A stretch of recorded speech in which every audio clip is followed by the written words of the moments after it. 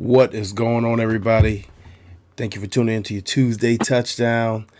The Bills are 6-1 after shredding the Packers on Sunday Night Football, 27-17.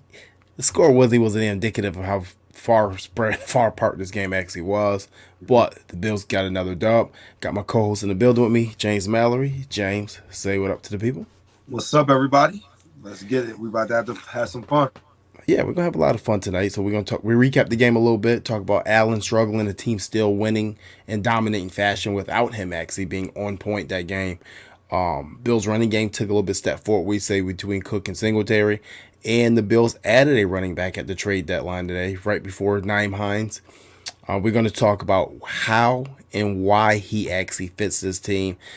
And unfortunately, I have to say goodbye to my brother. I called my brother Zack Moss tonight, but we got everything we're gonna talk about when we come right back. Be right.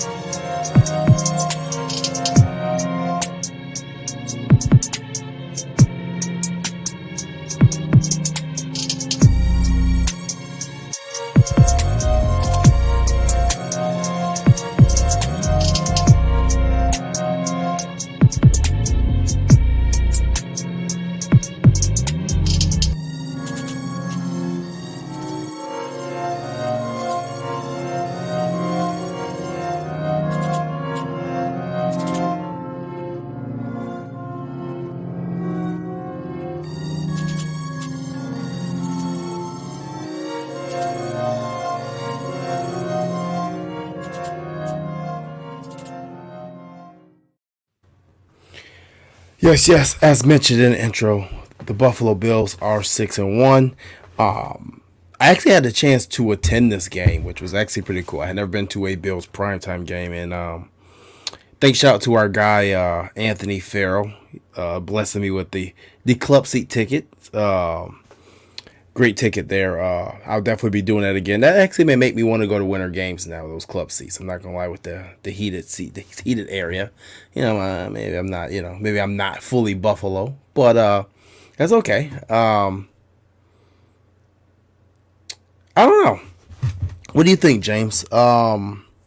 The Bills beat the Packers up pretty convincingly, I thought. Obviously, the Packers were able to run the ball, but I think that was part of the Bills' game plan was to not let Aaron Rodgers beat us. And we'll go up a little bit. Bend, don't break. What do you think?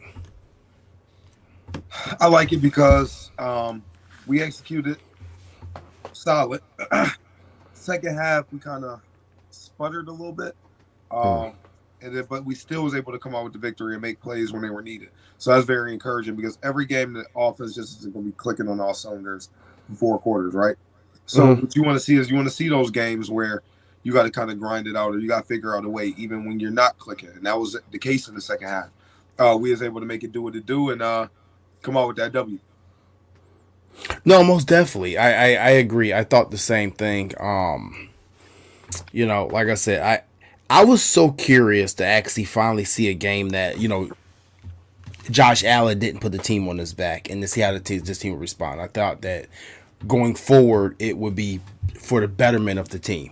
And we're going to talk about that a little bit more. But I thought that the Bills did a hell of a job. I mean, anybody that ever holds Aaron Rodgers of 19 of 30, 203 yards, and he got 2 touchdowns, one early and one came really late. Interception, pretty much holding him in check to under 150 yards for the majority of the football game. You're doing something correct. Yep. We're here doing something correct. The other aspect I like was the fact that the Bills were running the football to start that game. Devin Singletary did have 14 carries for 67 yards. Obviously, a good chunk came on one of the ones he busted up in the first quarter, I believe. But James Cook added another 5 carries for 35 yards, which I kind of think possibly was the nail in the coffin of trading Zack Moss possibly today. I think that we were all kind of waiting to see what role James Cook would play on this team all season, and when was he going to take that step of comfort that we felt like, okay, He's comfortable out there. He's not wide eyed. You know what I mean? The Ricky wide eye, and it seems that he's getting that to that comfort zone where it can make that deal that the Bills made today more comfortable for them as a management team to make. But either way, you just go head back to the game. Stephon Diggs led the way with 6 catches, 108 yards. James Cook, number 2 receiver in this game too, with the 1 catch of 41 yards, he was busted out. Gabe Davis was very quiet, but Jair Alexander did shadow him for most of this football game. Even though he did some weird crap and told I'll tell you that story later. What actually happened in the tunnel? I found out what happened in that tunnel and how that whole Jair Alexander and Stephon Diggs beef started. All right. Tremaine Edmonds led the defense with 16 tackles. Teron Johnson added another 7. And Matt Milano with his 5 and a pick. Actually, DeMar Hamlin had 10 tackles. So, like I said, another solid game for Hamlin. And, yeah, that's pretty much it. I mean, the Packers did a number on our run defense. Though, Aaron Jones, 20 carries, 143 yards. And then A.J. Dillon with another 10 for 54 yards. Did that concern you at all? Any concern there? No. When you got a situation where you're out there, you playing the defense where they're behind by 20 points at the time, and then they're still running the ball. So it's like, schematically, you thinking, all right, they're going to pass the ball, and then they were dicing us up in the run game. I mean, to be concerned, I'm not going to say no. If we're in a tight game and they're ripping off runs like that, then that's a different story. But right now, I'm going to say no. Right. Actually, too, before we get too far, I want to actually give a shout out to the Legends and Stars event at Batavia Downs this week. So if you guys know, for the last couple of years, I've been going to Batavia Downs. Each year they have the event. If you haven't been there, please get there in the future. They have it twice a year. They have a ton of stars coming in autograph signing, and I have the luxury of doing fan engagement with people like you.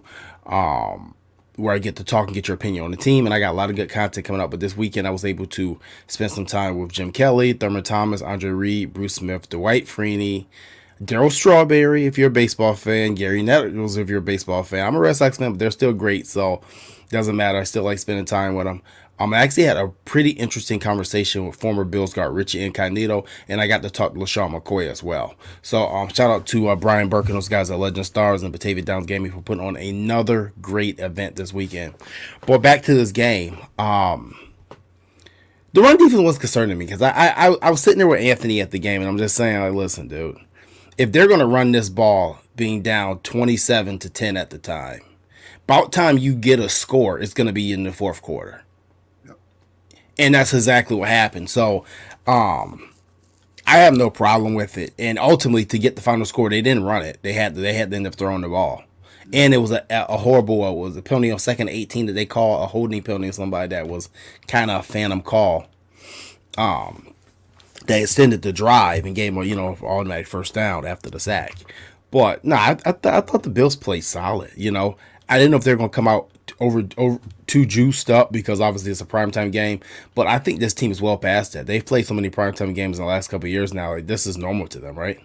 Yeah, I agree. I mean, think about it. I mean, you think about the Kansas City games. And Thanksgiving game, go dating back. I mean, we more than good on the wide-eyed freshman look, so to say, on those nights, on those big games. I think it's gone now. I think they're ready for the lights. Yeah, I mean, I tell you what, any primetime game, man, I think I may be in there. I think I may be in there for the foreseeable future for that because I mean that, like I said, it was live. It was really live. How many more primetime games we got this year? Oh, I gotta check the schedule. Hey, you know what? I'm gonna put somebody in the chat. Get on that for me if you can. Ray Cruz, Cody Wells. I know you guys are watching. Tell me how more primetime games Bills got here. 3. Is it 3? Okay, it might be. But yeah, I'm sorry, a little tired here. I mean, I've been traveling. I'm sorry, guys. I'm kind of out of it today. Like I said, I got it. I'm oh yeah, shout out to the Buffalo Vets. Your Buffalo Vets won your championship this weekend, 34-0. I actually got caught a little bit of that too that same day. Yeah, man. We came out and took care of business earlier in the day, and then the Bills took care of business in the evening. Yeah. Our Buffalo Vets team, Buffalo Vets Savages, went out there. We beat the Clarence Bulldogs 34-0. So it was a good game, man. Our boys came ready to play. Yeah, and like I said, man, I congratulations to y'all. We still all still Vets Nation, and yeah, that like I said once again, that's another reason I am so exhausted this week for this show. I'm sorry, my mind is not fully here, and it's been a little bit of an emotional day for me. Now it's been a little bit of an emotional day for me. I ain't gonna lie, No, obviously Josh Allen was 13 of 25 for 218, two touchdowns, two enters. The last enter was really bad. Like both, actually, let's be honest with you. Okay, I'm just being completely honest. Both interceptions were really bad. They were errant passes. They shouldn't have been thrown, and they were just lazy throwaways. Yep. But as I said before, it's encouraging that Josh Allen had an off game, and the Bills were still able to control, dominate, and win this game, what I would say, not with ease, but pretty much ease. Because that's something we may have said in the last 2 years. If Josh Allen's off, this is going to be a nail biter, and we need a strong second half or a strong fourth quarter to win this game. We didn't do it this. We didn't need it this time. What does this say where this team is at now, James? I think what he kind of tells us is that the team is full of weapons. We're complete, right? We're not reliant on Josh Allen, his right arm and his legs, right? What we're able to do is we're able to rely on our receivers making plays in the clutch, running backs making plays when they count, tight ends Dawson Knox had a big catch. Then you look at the defense just coming up time and time again when being able to make big plays. So, the bend don't break theory with them. So I think it shows that we have a complete team. No, I agree. I think complete team is the exact word. We've been looking for answers outside of Josh Allen. We've been looking for a running game. We've been looking for, I'm not going to say we've been looking for defense because we've had a pretty solid defense for the past few years. We've found a scheme now, and I think this is paying dividends of having Ken Dorsey outside of Brian Dable. And this is not a knock. This is not a knock on Brian Dable at all. But Ken Dorsey is able to call a game without Josh Allen being fully on point. And I don't think Brian Dable was able to do that. He wasn't. So I just think that this particular game showed that and highlighted that because, like I said, we still have a very dangerous Aaron Rodgers on the other side of the field. And mind you, I'm not going to feel sorry for Aaron Rodgers, not one bit. Not one bit. Not at all. I won't feel sorry for him at all. He's a Hall of Fame quarterback. He's had seasons where he hasn't had the best weapons before, and he still managed to win games. He's just not doing it right now. I'm not going to feel bad for him, and I'm not going to make excuses. Buffalo beat him up, and he had a poor performance. I don't care who he had receiver. He had a poor performance. He was shell-shocked back there. Yeah. Yeah, we was bringing the phone. So, I totally agree, especially for a future Hall of Famer, one of the best quarterbacks to ever do it. Man, great job. Yeah. Man. Great job. Yeah. So we have 3 primetime games listed from Cody: New England, Cincinnati, and Detroit. Then he also says with the Dolphins possibly being flex without the moves they made today, it probably will be a flex game. Obviously, the Dolphins got Bradley Chubb today. They also got Jeff Wilson. 2 moves personally that I'm like, whatever, you can do it. Bradley Chubb is not a premier pass rusher. He's a solid football player, no disrespect to him, but he is not a premier pass rusher that the contract they're probably going to give him. But by all means, do so, mess up your cap, and give your first round picks away in the future, and you'll be rebuilding another 3 years. Because that's just what you do in Miami. First for him, right? Yeah, and you already lost the first from this year because of the Sean Payton, Tom Brady issue. Oh, I forgot about that. Yeah, so was that worth it? Like I said, if this guy is not guaranteed to get 10, 12 sacks a year, then no, it was not worth it to me. So, whatever. By all means, have at it, Miami. Still not worried. You'll be rebuilding in 2 years, and the Jets will be the number 2 team in the AFC East. But moving forward, back to Allen. Allen, I don't know what it was this game. I think that obviously Stephon ate. Stephon had a 7-catch, 108. Oh, let me stop right there. I'm supposed to tell exactly what happened in that tunnel. Okay, people wait, JT. They wait. Right. JT. So what actually happened in that tunnel was the Bills were. If I don't know if you guys have ever been in Ralph Wilson Stadium in the locker rooms, it's both locker rooms are opposite sides, right? Or is there one further down? I forgot. Is it on the same Yeah, side or they here. One is yeah? over here, one is over here. So the Bills are letting the Packers come out first. Obviously, Stephon plays catch with the kids and everything like that, and camera people before the game. As the Bills are letting the Packers go by, Jair Alexander goes through the locker room tunnel, through the tunnel, and pretty much starts yelling at Stephon. So he started it. Remember when the reporters asked him who started it, and he said he don't know who started it. He knew who started it. He started it. He said, 14, excuse my language, I'm on your ass today. And he said it again, 14, I'm on your ass today. So that got Stephon going. And obviously we saw the chippiness of that game. There was a lot of extracurricular activity, a lot of late hits. The refs let him play. Obviously you saw the ejection of Quay Walker for push. I don't know what coach he pushed on the Bills, but a lot of extracurricular activity this game, and that probably was the start of it. Do I have a problem with Jair Alexander saying what he said? Not necessarily. It's competitiveness. I got no issue. I got no issue with that. But what the issue I do have with it is you put your teammates at risk. And what I mean by it is you gave one of the best receivers in the NFL extra motivation who already plays every game with a chip on his shoulder. And you didn't follow him all night. So I didn't go back and look at the stats. I haven't had time and I'm going to do so. How many yards out of his 108 that he had on Jair Alexander? But either way, you put your teammates in the blender. Yeah. Stephon Diggs is not the type of dude that you need to give any extra motivation to. And I think he did this. So therefore, I think it was idiotic. Very idiotic. Yeah, I mean, yes and no. I mean, it happens every week. You know, sometimes they just get blown up more than others. And I mean, Stephon Diggs got the last laugh. He got the dub. Like I said, I don't know how many yards he got on Jair. I don't know how many catches he got on Jair.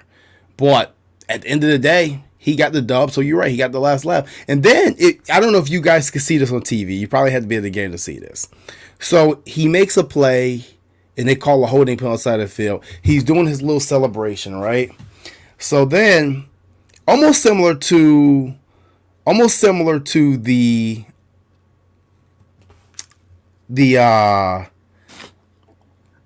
Jamal Adams situation a few years back on Thursday Night Football, right? So Jordan Phillips and Shaq Lawson, our two dogs, go to the white line of chalk, and they're going right at him, yelling at him, talking. They point to the scoreboard, and you know immediately what Jair does? This right here, and I can't stand to see that. I hate seeing that because it bothers me because it's like, okay, that's okay, I'm losing, but I make more money than you. That don't matter right now. I don't care if you making $100,000 in this game, or you making $1 million, or you make $100 million for the season. At this moment in time, you're down 27-10. Yeah. Your money ain't got nothing to do with this. Nothing. Sam Bradford made more money than anybody damn near imaginable in the NFL and never won a damn thing. Your money ain't got nothing to do with this. I hate seeing that. Yeah. I hate seeing this. Ray Cruz gives me the stats. Appreciate you, Ray. Diggs was covered by Alexander 3 times in the game, 0 receptions. So that's what I mean. That's why I have a problem with it, James, right there. He covered that man 3 times this game. So you got your teammates messed up. Yeah. What would you say to a teammate if they did that, man? And he wasn't following them all game. Nothing, because I'm all about that. I'm with it. I'm with the shenanigans on the field. Meaning, hey, if my teammate talking, I'm backing them up. I'm rolling with them. That's me. Personally, I don't care. Talking, hey, what we doing? How we doing this? Oh, you said we're gonna do this? All right, I got your back. I'm gonna give you 150 on the ground. You handle that part. So that's how I would handle it. I'm be tripping. We in this together. You my brother. We in this together. So now we about to give them work together. So that's how I would approach it as a football player. Just say my offensive guard or my wide receiver of mine. I just said wide receiver. It's easier, right? Wide receiver, Mm-hmm. he's going after a corner. That corner, they jawing back and forth. I gotta have my teammates back. So when I get a swing pass, bong, I'm out there, and that cornerback is me and him 1-on-1. I'm not shaking you. I'm not doing nothing fancy. We're gonna lower these pads, and we're gonna see who gonna come out. You know what I mean? Not limping after that hit because I'm bringing that hardware. You know what I'm saying? So Mm-hmm. that's me. Not everybody's like that, so it doesn't bother me. Nah, I mean, I just feel like, man, and this is obviously I was a defensive back at some point in my lifetime. All right, a long, long time ago. But at the end of the day, if I'm gonna say that to him, at that point, I'm making sure my defensive coordinator, I'm following him all game. I want him all game. I'm not gonna let him go against that rookie that I know damn well can't guard Stephon Diggs. It's not too many people on this planet that can guard him for any amount of time. So if I feel like I can do so, I need to follow him all game. Yeah. Wherever he goes, I go. You know what I mean? So that's the only thing. That's the only thing I have to say about that. And I thought his press card. I thought his presser at the end was also pretty idiotic and stupid. Listen, man, y'all took an L. Stephon had 7 for 108 in the TD, man. Get to do his credit. Yeah, I don't know. I thought he was decent. I always thought he a decent receiver. He's not a decent receiver. He's an elite receiver. Give him that respect. Give him that peer-to-peer respect. Yep. He's an elite receiver. And you can say, hey, he didn't get the best of me today if you want to. That's fine. But don't call him decent and try to downplay him. Now you seem like a little girl. You seem like you got your panties in a bunch now. That's just how I feel about it. You know what I mean? Get a man his just due. That's all. But hey, moving on from that, that was the story for the tunnel. That's exactly what happened. Got that straight from I got it from a close source. So that's what happened. But moving on, obviously we ain't gonna stay here long tonight. Anything else you want to recap from that game? I think it's time to move on. I don't think it was our greatest performance, but we still had a dominant win. So I think we celebrate the win, and now we can talk about what's hot today. What's hot, JT? Talk that talk. Right. All right. So now I'm gonna wake up a little bit here. Obviously, huge NFL trade deadline. It shouldn't surprise anybody. And the reason I say that it shouldn't surprise anybody that this many trades went down today is because I said it last year.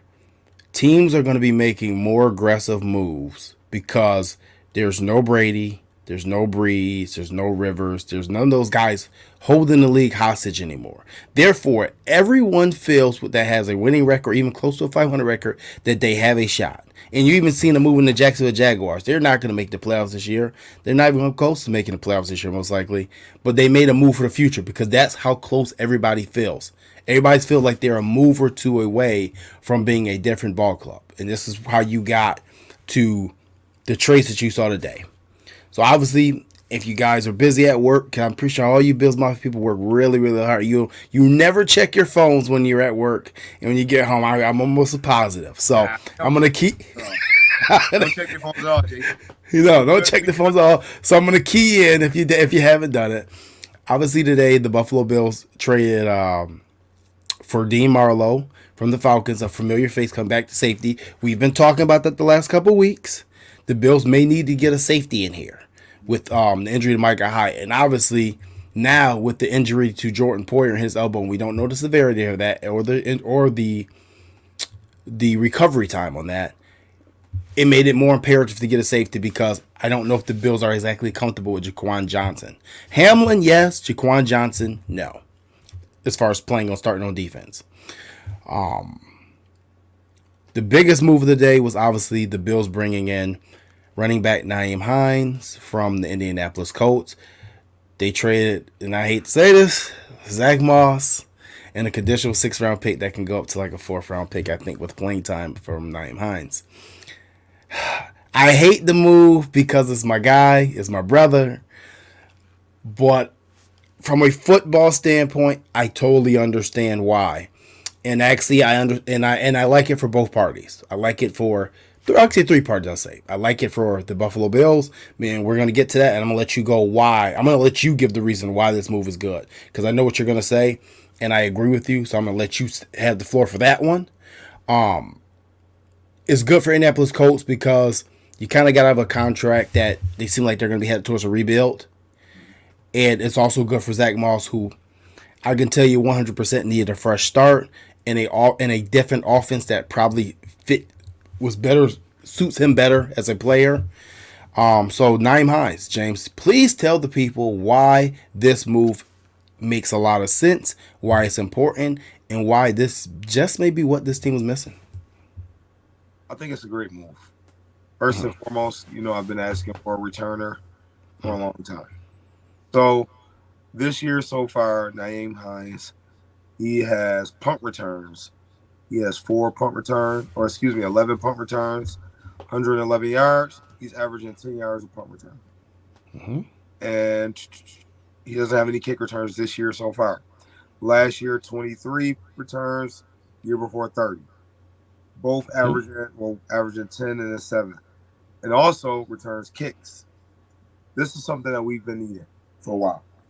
We were going Shakir is going to be good, but he was going to cost us a possession or two this year if we stayed with him. I'm not saying that he's going to be fired as a punt returner, but you need that veteran because Micah Hyde isn't there just to catch the ball if something crazy happens anymore. You need a short-handed returner back there, and Hines is that guy. Also, offensively, you add another weapon. People get so caught up in the position, right? And that's what irked me and annoyed me about when I was saying the Bills should draft Travis Etienne, who, when people was talking stuff, he's balling now.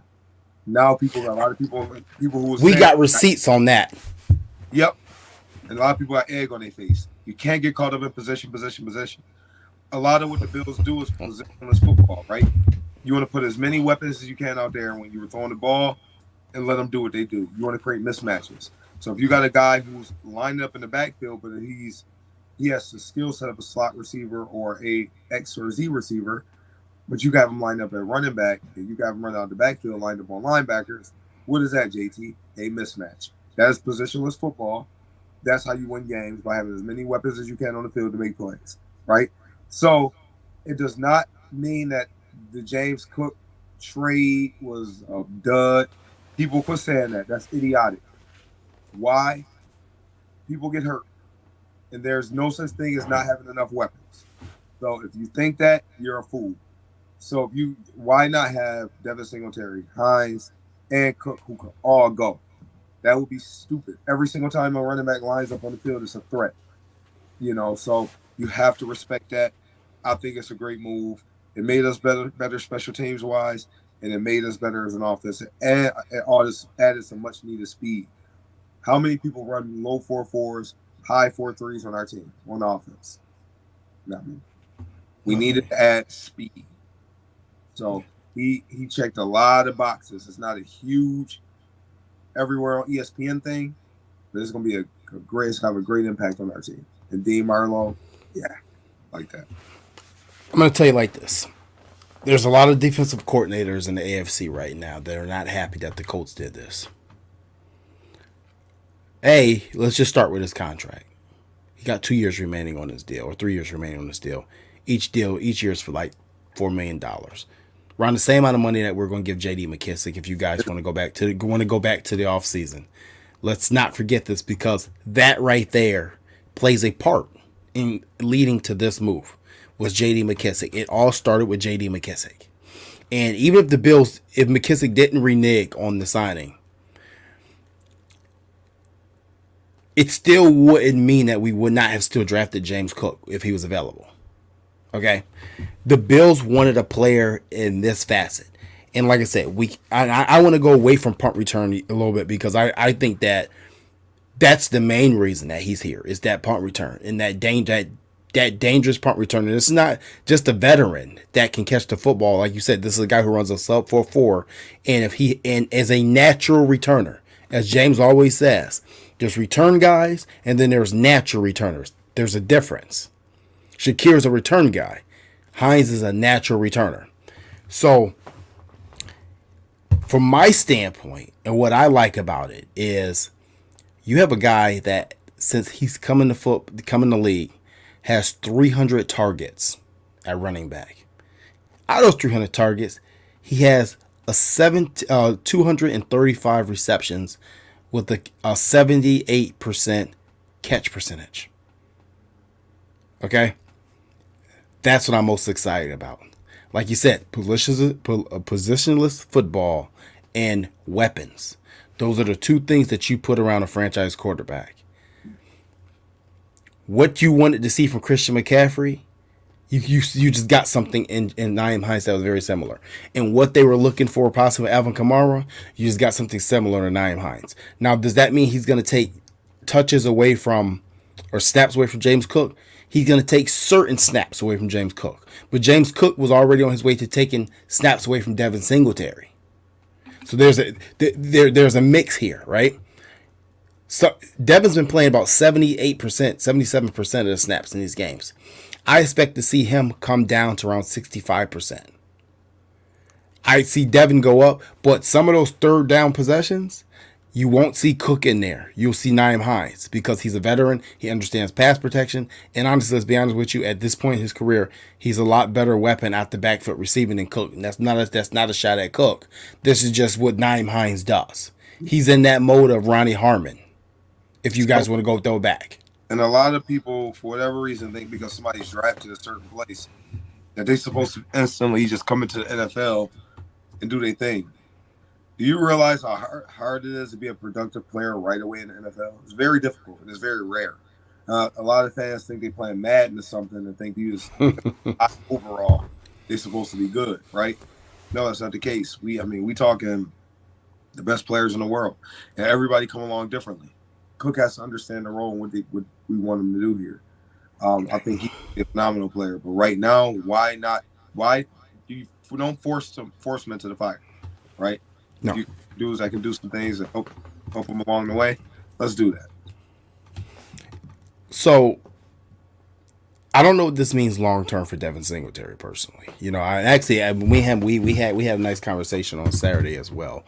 I love Devin, and I wish that the Bills would give him extension because I've been pounding the table for him for the last couple of years. I feel like he's a top 10 back if given an actual opportunity and consistent opportunity. But with this trade of Nyheim Hines, I'm not too sure he's going to be given that extension. You said before, James, that you thought they would because there ain't going to be no money left for him because of the list of backs that are going to be on this market this offseason. But then again, I don't know. Unless he's going to be willing to take some low ball offer, which I don't think he would or should. I don't think this is Isaiah McKenzie's situation. I would take the same amount from another team with the Bills lowball me before I would come back here. If I'm Singletary, that's just me. I'm not his agent. I'm not speaking for him. I'm just saying what I do. But with you having Hines in the fold with Cook, that changes things a little bit. That changes things a lot. What you think there? I think he's going to be back. Me personally, you don't? Okay. I'm kind of 60-40 right now. I think he'll be back. Mm-hmm. I just don't think it's going to be a ton of running back money out there. If you're going to take something less, you're going to take it less where you're familiar with and where you can win, right? So I think he's going to end up back for those reasons and those reasons alone. But, hey, it wouldn't surprise me if he left either. It's one of those types. Well, I don't think he'll just go for anybody. Like, I don't think, if Devin was going to – if the Buffalo, sorry, Devin, we're going to offer you a 2-year, I don't know, $8 million deal, and that he felt like that was lowball. I don't think he'll take the same deal from, I don't know, a Miami or something like that, or New England. But I think he'd take that same deal from a Rams or someone like that. I don't think he'll just take it from anybody because I think at the end of the day he's going to make the best business decision as well. I just don't know. I don't know what's going to happen here now because, like I said, Hines is locked up for a couple seasons, which is solid. And we've been saying that the impact of bringing a guy like Hines in, the impact of losing a guy like Andre Roberts the last couple of years, where we have not had that guy to flip the field on for special teams where there's tough moments, there's tough games, or even at some point bury a game, end it completely. In Hines, you get it, but the biggest difference between Hines and Andre Roberts when he was on this roster is that Hines can play football, can play on the offensive side of the ball, so he can give you meaningful snaps, which it's not going to look like a wasted position to fans who don't value special teams. Yeah, people don't value special teams to lose you a game. All of a sudden, he's doing that. Then they lose a game. Our special teams, blah, blah, blah, blah, blah. So, Right. I don't know, JT. They want to say that with that 13 seconds of that damn ball wasn't kicked out of bounds, or that home run throwback, or that wide left, Yeah. wide right. Sorry, wide right. I mean, you know, there's been some times in Bills history, man, where special teams has done us in pretty good. So, yeah, take pride. You better take pride in it. Be careful what you ask for. But no, I think overall, Nyheim Hines is gonna be a great fit. And like you said, it adds weapons. It's add another dimension. We've been saying since the offseason, when it comes to this roster and it comes to this offense specifically, you just want to keep stacking layers, layer after layer after layer. We saw what Miami did, right? Miami just went and got the best people they could find, the fastest people they could find. We're just gonna throw it out there, but they didn't stack on different layers of stuff. They just got a bunch of people. Yeah. The Bills just added another dimension to their team by getting Nyheim Hines today. Yep, absolutely. I totally agree. So it's gonna be interesting, like I said, man. To see how Ken Dorsey uses them and uses all three backs, because now this also tells me is that we're keeping 4 running backs active for the rest of the season. Absolutely. We were talking about that earlier, which means we're probably keeping only 5 receivers active, which would be Kumaro being number 5, yep, for special teams purposes, and it's gonna be interesting to see with Trey White being activated, how many defensive backs that we're gonna keep now. You still think 9, right? Yeah, I think we're gonna roll with that. I think Cam Lewis will be the one inactive on game days. That's my prediction. I can't say I'm gonna be right, but I think that'll be it. It may be certain games, 8 defensive linemen with Shaq not being active certain games, but the way Shaq Lawson is playing right now, that makes it extremely hard. Yeah, you gotta have him on there. So overall, what would you give if you can give a grade to these 2 trades today? What would you give them? I give it a solid B. I think that these core trades, you made the team overall just better. You upgraded playmakers, you upgraded backup safety or safety position. Period. I think that's an upgrade. So. Right, and you know I don't even know if DeMarlo is going to be a backup, because I mean we have to see what they say about Poyer, but I think even with Poyer coming back, if he comes back, I think that this move was possibly made to move Marlowe to free safety, maybe, so Poyer goes back to his natural strong safety position and not this back and forth. Because I don't know if people realize him and Hamlin are actually bouncing back and forth at free safety to strong safety. They're switching during games, so this allows Poyer to go back to what we know Poyer. No, we know what Poyer can do at all pro at strong safety and in the box. But I mean, other than that, like I said, man, bittersweet day for me, and I just want to say this, man. You know. I'm not an NFL player. I've never been one, and this one kind of hit at home because obviously, if you guys know anything about me, you know that I have a really tight relationship with Zach. You know, and it's almost coincidental that I wasn't going to go to that game on Sunday night, but I went, and that's potentially his last home game. His last home game was the Buffalo Bill. And now I'm more thankful that I did go. And sometimes things work in mysterious ways. And then we're at Batavia Downs together on Saturday as well. You know, these players are people, man. And I know when we see on the bottom of an ESPN screen or ticker screen, it just says player traded for whatever, and you try to see what you got back, and then you judge off the trade if you're happy with it or not by whatever return you've gotten back. But what we don't think about is that this guy who's a human being, right, has a wife, has to make travel plans to around. Now maybe these guys, maybe they had dinner plans on Friday night. Well, that's now canceled. if someone had children and that person had to go see was planning to go see their daughter or son's recital or something like that on Saturday night, that's now canceled. And that player has to catch a flight, go to a city that maybe they've never even been to before, maybe not know any individuals there. And I get it. They make a lot of money doing what they do. So it seems that because of the amount of money that they make, that everything should just be okay and everything is just justified. Unfortunately, it's the business they live in, but we forget that these are people. Yeah. And you know, I get nervous sometimes going to different cities I'm not aware of when I go on vacation and stuff. Maybe, am I driving the right way? Am I gonna get lost on this highway? Let alone go somewhere in the middle of the night that sorry, you got to trade. You got to catch on the flight. You got to catch a flight here. Yeah. You know that it's just I don't know. I just want to say that these players are humans, and we need not to forget that. You know, football's a game. Yep. That's it. It's a game. You know what I mean? But you know, some of the fans are just like I see these people on Twitter like talking shit. You know, like bye and this and that. Like, I mean, what are you mad at? You mad at because the person didn't perform in a game the way that you wanted them to? Well, then won't you go perform? Because the odds is you probably sucked at 9 out of 10 things you did in life. Your parents probably put you in the Boy Scouts, and guess what? You couldn't start a fire. You sucked. Your parents probably put you in basketball, and guess what? You probably couldn't shoot. You sucked. They put you in football. You probably sat the bench. You sucked. Baseball, you probably could catch a fly ball. You sucked. So what? They didn't perform the way that you. They didn't perform the way you wanted to do. So you think you got the right to talk shit to them? But then again, you're the same person that if you saw somewhere, you ask them for their autograph. Yep. Like I said, I get it. It's a part of the business. I'm cool with it. I think that we all know, James, you know better than anybody.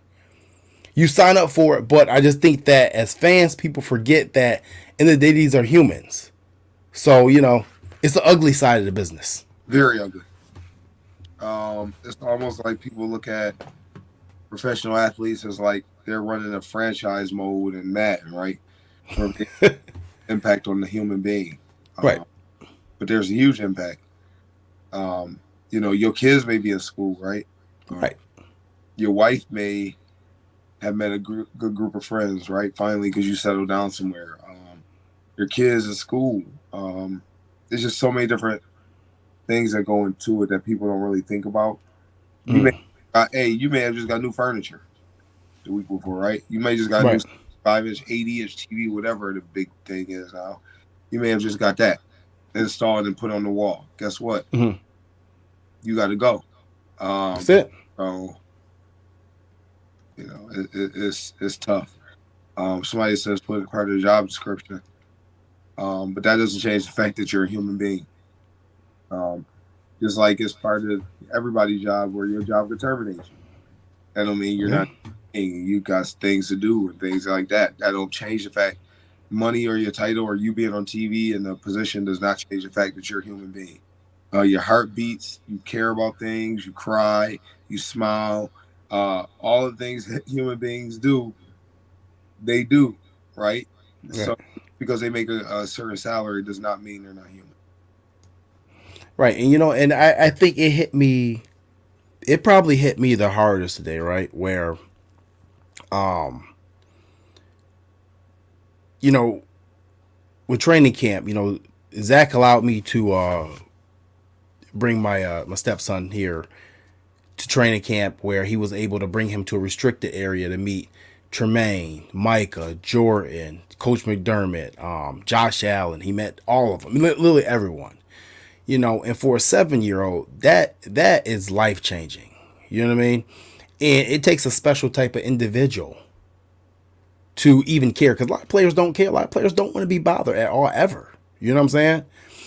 And to come home and to have to explain to him why the Bills traded Zach, that was probably the hardest part for me. And I had to explain, like, hey, this is a business, and this is what he signs up for. But at the same time, you know, this may be best for him. So Zach's going to be happy with this. And I think that man will feel better. But, you know, I can only think about being a little kid and coming home and watching the ticker of my favorite players, of Jim Kelly, Thurman, and Bruce being released on the same day, and like damn, wanting to cry about it.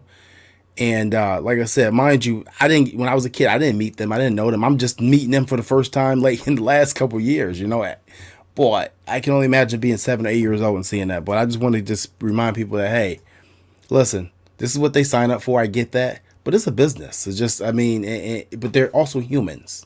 Let's just not forget that to the keyboard warriors on all these social media platforms. I think like I said, when the Bills win the Super Bowl, great, we win as a fan base. But just remember, you don't get a ring on your finger unless you buy it off eBay 20 years down the line. If it's a real one from somebody that hopefully no one's ever in that position to have to do that, or B, it's a fake one. I'm just gonna call it for what it is. But Yep. enjoy the damn parade. But either way, James, any final thoughts before we get to this Jets week? And actually, we may be doing some. We got a couple announcements going to be coming up in next couple weeks here. Some pretty big changes will be coming, and we may be having some guests come on the next couple weeks. So we'll see. But James, any final thoughts right now? I think this game it's gonna be tougher than what people think. It kind of scared me a little bit, so in regards to what they do, but I think we'll be fine. Let's go take care of business. Yeah. I still think they'll win it by double digits. I think they're going to win by double digits. And that's not disrespectful to the Jets. I just think that the Jets are now getting themselves into a quarterback controversy because the media is creating one in New York. They're idiots. That media is idiots. Like, I get it, Zach Wilson ain't played the greatest, but you create competition and you force decisions. But either way, I don't know, man. It's been a long day for me, man. It's been a long day, a long weekend, ups and downs. It was started great, and then today happened, and I'm just a little down. That's it. Understandable. But other than that, that's it for me tonight. We'll be back next week, probably next week Tuesday again, since I'm working days, so I can I'll be on here consistently at nighttime most of the time, and yeah, thank you guys for tuning in, and I just want to say to my guy Zemo, good luck in Indy, my man. Go kill it. Go be that back we know you could be, and yeah, man. Thanks for your for everything you've done for myself and the people around me. Appreciate you. Other than that, I'm out. Catch y'all later. Deuces.